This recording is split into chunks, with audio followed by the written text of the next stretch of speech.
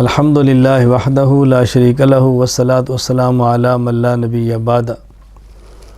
حضرت ابو ہریرہ رضی اللہ تعالیٰ عنہ فرماتے ہیں، رسول اکرم صلی اللہ علیہ وسلم نے ارشاد فرمایا، من قام لیلۃ القدر ایمانا واحتسابا غفر لہ ما تقدم من ذنبی۔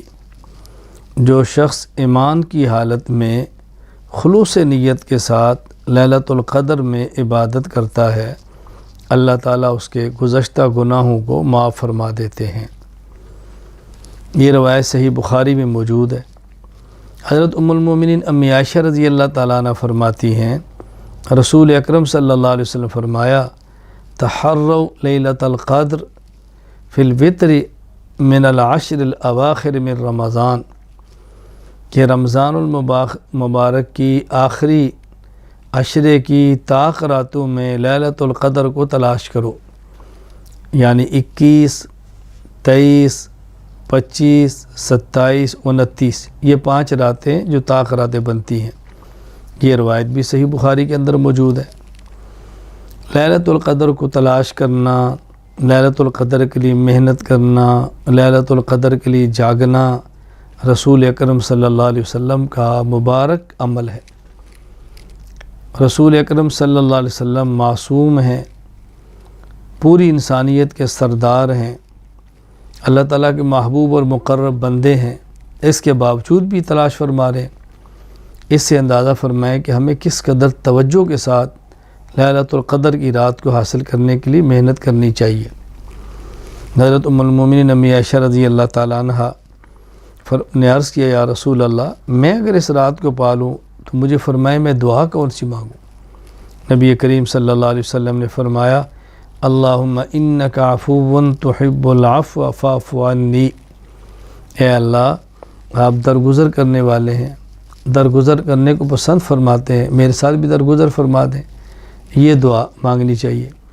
یہاں جو بہت اہم بات ہے اس کو ذہن نشین فرما لیں کہ نبی کریم صلی اللہ علیہ وسلم نے لیلۃ القدر کی رات عبادت کرنے پر اور خصوصاً لیلۃ القدر کے قیام پر جو مغفرت کا وعدہ فرمایا ہے، اس میں 2 چیزیں فرمائی ہیں۔ نمبر 1 ایمان، نمبر 2 احتساب۔ ایمانن کا معنی ہے عقائد کا ٹھیک ہونا، احتساباً کا معنی ہے نیت کا ٹھیک ہونا۔ معلوم ہوا کہ جس طرح ریا، شہرت اور دکھاوا عمل کو برباد کر دیتا ہے، اسی طرح عقیدے کا خراب ہونا یہ عمل کو تباہ کر دیتا ہے۔ میں اس سے سمجھانے کے لیے اس سے بڑھ کر ایک بات کہنے لگا ہوں، عقیدہ فاسد ہو، عمل بنتا ہی نہیں ہے۔ عقیدہ ٹھیک نہ ہو تو نیک عمل شماری نیک عمل نہیں ہوتا۔ پہلی شرط ہے کہ عقیدہ ٹھیک ہو۔ عقیدہ ٹھیک ہوگا تو اس کے نامہ اعمال میں بطور نیک عمل لکھا جا سکتا ہے، نیک عمل بن سکتا ہے، عمل صالح شمار ہو سکتا ہے۔ اب ٹھیک نیت کے ساتھ ہے تو قبول ہو جائے گا، اگر ٹھیک نیت نہیں ہے تو قبول نہیں ہوگا۔ تو ایک ہے کسی عمل کا نیک عمل ہونا، ایک ہے پھر اس کا قبول ہونا۔ تو نیک کسی عمل کے عمل صالح بننے کے لیے بنیادی چیز عقیدہ ہے، پھر اس عمل صالح کے قبول ہونے کے لیے بنیادی چیز وہ نیت کا ٹھیک ہونا ہے۔ قبولیت اعمال کے لیے 3 باتیں بہت ضروری ہوتی ہیں، عقیدہ ٹھیک ہو، نیت ٹھیک ہو، عمل سنت کے مطابق ہو۔ عقیدہ ٹھیک نہیں ہے، عمل صالح ہی نہیں ہے، سنت کے مطابق نہیں ہے، عمل صالح ہی نہیں ہے۔ اور اگر عقیدہ ٹھیک ہے، عمل سنت کے مطابق ہے تو عمل تو صالح بن گیا ہے، لیکن چونکہ نیت ٹھیک نہیں ہے تو قبول ہی نہیں ہوگا۔ اس لیے اس بات کا خیال رکھنا بہت ضروری ہے۔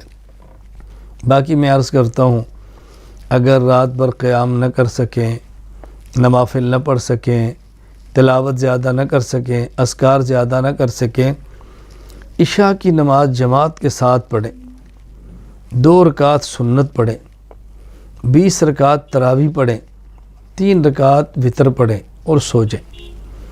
گناہ نہ کریں، فضول گپے نہ لگائیں، غیبت نہ کریں، اور صبح تہجد پڑھ لیں، سحری کھا لیں اور اپنے دیگر اعمال کے اندر مشغول ہو جائیں۔ اللہ تعالیٰ سے امید ہے اللہ تعالیٰ رات عبادت کرنے کا اجر عطا فرما دیں گے۔ اس لیے اس رات کو بہت قیمتی بنائیں اور قیمتی سے قیمتی بنائیں۔